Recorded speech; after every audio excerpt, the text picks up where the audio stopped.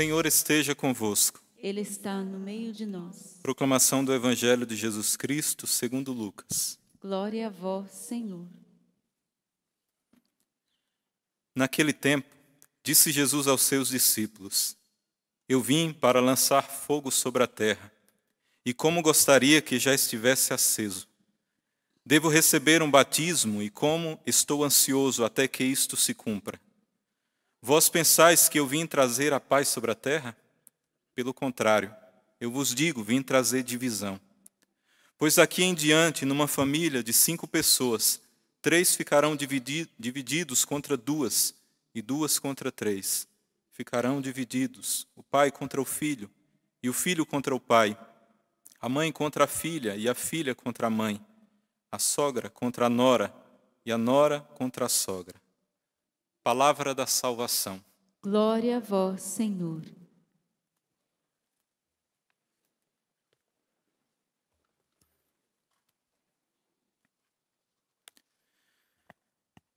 A primeira leitura de São Paulo aos Efésios vem nos mostrar uma realidade essencial na vida cristã e que é essencial para nosso processo de santificação e, consequentemente, de salvação.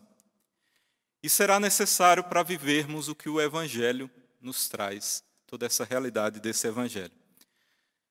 Essa realidade essencial é a vida interior, a vida espiritual.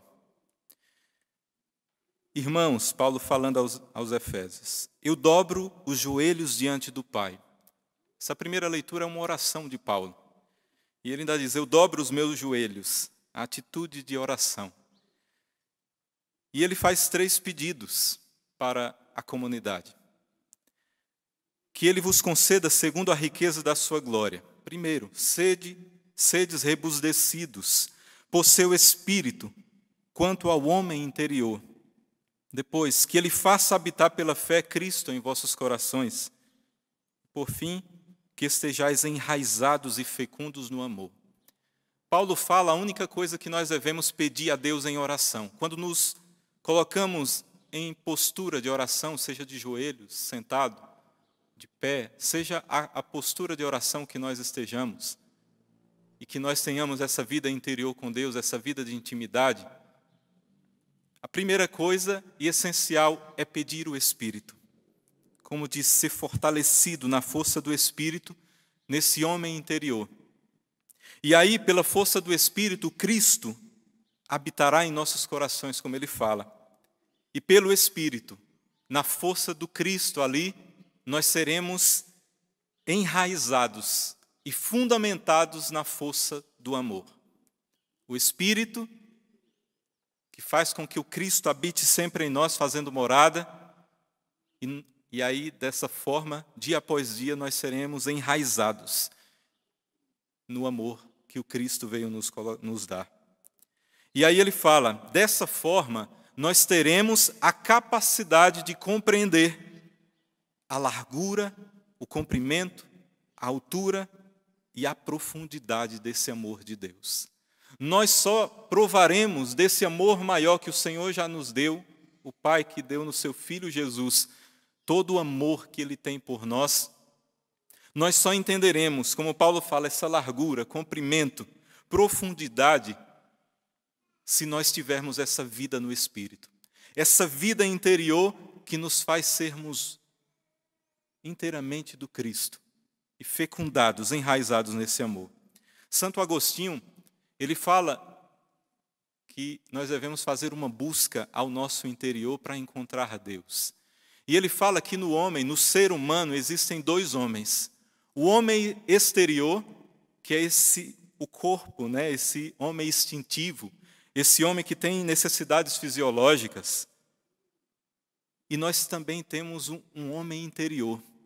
E esse homem interior, que é a nossa alma, que ele fala, é esse homem que se liga à divindade. É esse homem que faz conexão com o divino. E esse que é sujeito à santidade, que está inclinado à santidade. E aí, essa luta que existe entre esse homem exterior, que tem essa tendência ao pecado, mas também a alma, que é onde se liga a Deus. Que essa alma, que ligando-se a Deus, tem a tendência a ser santa. E aí nós temos também, claro, temos vários santos que nos falam, né? Santo Agostinho falando dessa interioridade que nos mostra a rota e o caminho para Deus. E nessa rota de entrando no nosso interior, nesse homem interior, buscando a Deus, nós encontramos a razão da nossa existência. Santa Teresa de Jesus, ela já fala desse caminho para Deus como esse procurar a Deus na nossa alma, que vai adentrando moradas, né? Primeira morada, segunda morada, terceira, até chegar à sétima morada, que é onde encontra Deus. São João da Cruz, né, o místico também, ele já fala desse encontro com o divino, esse homem interior, essa alma que busca a perfeição, ela vai se encontrar na perfeição subindo a um monte Carmelo, como ele fala, como uma subida ao monte, até encontrar a perfeição. No Catecismo da Igreja Católica, nós temos uma parte inteira lá que fala que o homem é capaz de Deus. Todos nós somos capazes de encontrar a Deus porque Ele colocou em nós algo que nos atrai a Ele. Veja, Deus nos criou e nos criou para sermos dele. E porque Ele não queria perder a nenhum de nós, Ele colocou em nós algo que nos atrai a Ele. E nós sempre seremos atraídos a Ele, mesmo que nós, por vezes, tentamos fugir da sua presença. Ele sempre vai nos atrair. É como um dispositivo que o Senhor colocou na nossa alma, que nós sempre teremos necessidade de Deus. Por mais que não busquemos a Deus, por mais que busquemos em coisas exteriores, como Santo Agostinho fala, mas estaremos sempre, a nossa alma, desejando esse Deus que nos ama. Eu fiz todo esse caminho por quê? Porque, meus irmãos, só vivendo uma vida mergulhada em Deus, numa vida íntima, seja como Santa Teresa fala, seja como Santo Agostinho, seja como São João da Cruz fala, cada um santo tinha um caminho de santidade que ele nos ensina também a sermos santos.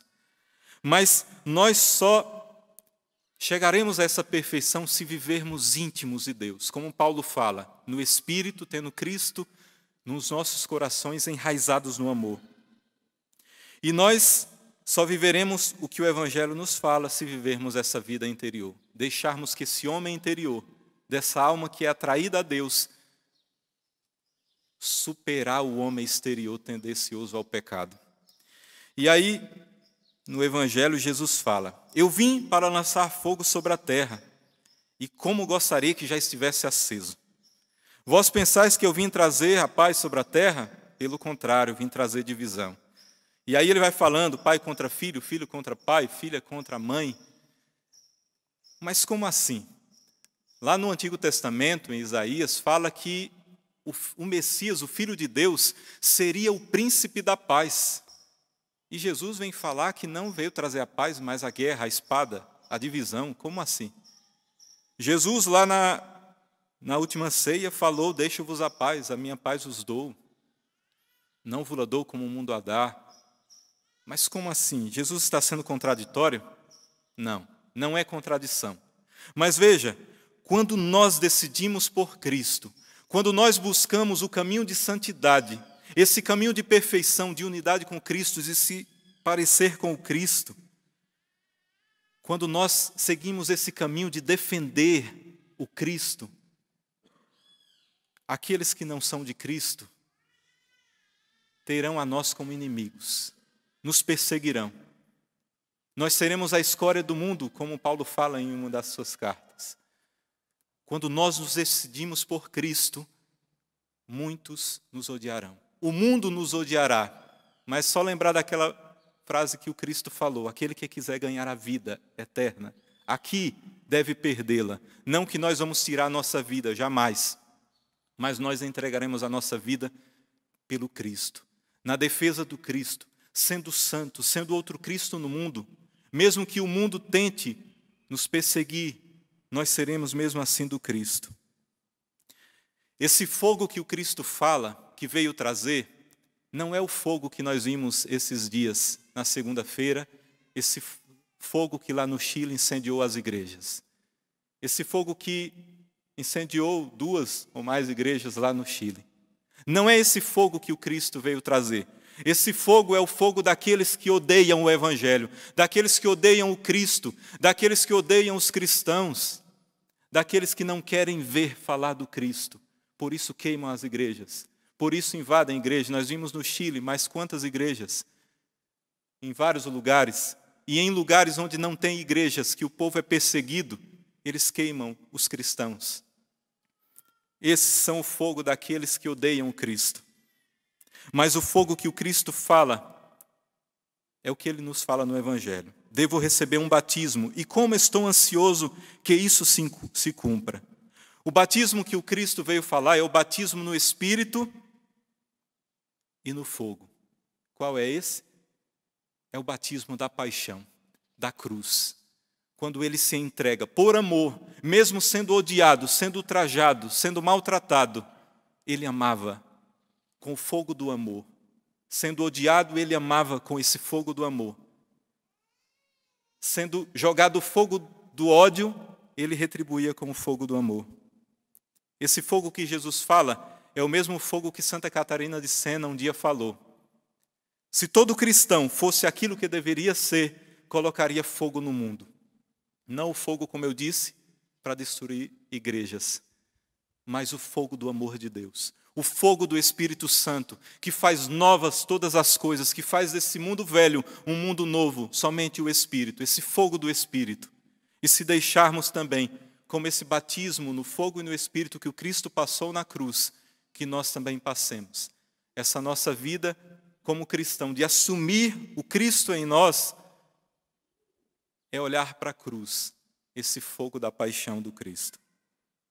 Mas aqueles que são das trevas serão contra nós. Aqueles que são contra o Cristo serão contra nós. E o que faremos? Continuaremos a pregar esse amor que salva. E se não aceitarem o nosso anúncio, daí nós continuaremos a pregar, ainda que formos crucificados. E daí, mesmo se não aceitarem, nós continuaremos a pregar, ainda que nos joguem na cova dos leões, como jogou Daniel. E mesmo se não aceitarem, mesmo se formos lançados na fornalha ardente, como lá na Babilônia, aqueles 3 jovens, nós continuaremos a louvar o Senhor e propagar o nome do Senhor. Mesmo se nos jogarmos nas prisões, nós continuaremos a pregar, como os apóstolos eram presos, saíam e voltavam para o templo para pregar o Evangelho, sem nenhum medo de perder a vida, porque aqueles que são de Cristo não temem perder o corpo. Como Cristo falou, não tenham medo daqueles que matam o corpo, o homem exterior, mas tenham medo sim daqueles que matam o homem interior e aí jogam na perdição eterna. Mas aqueles que são do Cristo, que assumiram o Cristo em si, que buscaram esse caminho de santidade, a alma não morre, porque dentro está o Espírito que vivifica a alma, porque dentro está o Cristo que salva. Então ninguém pode tirar a vida do corpo, mas a alma ninguém pode tirar daquele que é do Cristo. Ainda que ao nosso redor estejam guerras, divisões, se aqui dentro mora o Cristo, o Espírito Santo, ninguém pode tirar a paz. Ninguém pode tirar essa paz. Por isso que os mártires, lá no início do cristianismo, eram incendiados nos postes, eram jogados para as feras, lá no Coliseu ou nos circos máximos, e aquilo não tirava a paz deles. Cantavam salmos, eram mortos, eram martirizados, mas estavam felizes, porque estavam ganhando a vida. Hoje nós celebramos São João Paulo II, que não foi mártir, mas nós recordamos daqueles últimos momentos da vida dele, lá naquela janelinha, querendo falar, anunciar o Cristo e não conseguia falar. Ele viveu um martírio da forma como Cristo quis que ele vivesse. São João Paulo II, ele viveu na sua juventude as marcas da guerra, da Segunda Guerra Mundial. E ele que viveu toda aquela guerra, ele soube, com a força do amor, com esse fogo do amor, ele foi um dos principais ali, na Polônia o principal, a vencer o comunismo que atacava a igreja. E, consequentemente, em toda a Europa ali, essa força do amor foi afastando toda aquela força contrária ao Evangelho. Que as palavras que eu falei no início, quando ele iniciou o seu pontificado, que fique gravado nos nossos corações. Eu falei de vida interior, que nós precisamos, como Santo Agostinho, ir na nossa alma para encontrar Deus, Santa Teresa, São João da Cruz e tantos outros místicos. São João Paulo II nos falou, como eu falei no início, abrir as portas do coração. E ele disse, mais ainda, escancarai as portas do coração para que o Cristo entre. Que nesse dia nós possamos escancarar as portas do coração, para que o Espírito Santo entre, para que o Cristo faça morada com o Espírito Santo e enraize essa força do amor, para que assim possamos, como Santa Catarina de Sena falou, assumirmos aquilo que o Senhor pensou para nós com toda a força, para que com o nosso testemunho também o mundo conheça o Cristo, que veio trazer sim a paz, mas que aqueles que não querem a paz trazem a divisão e o ódio.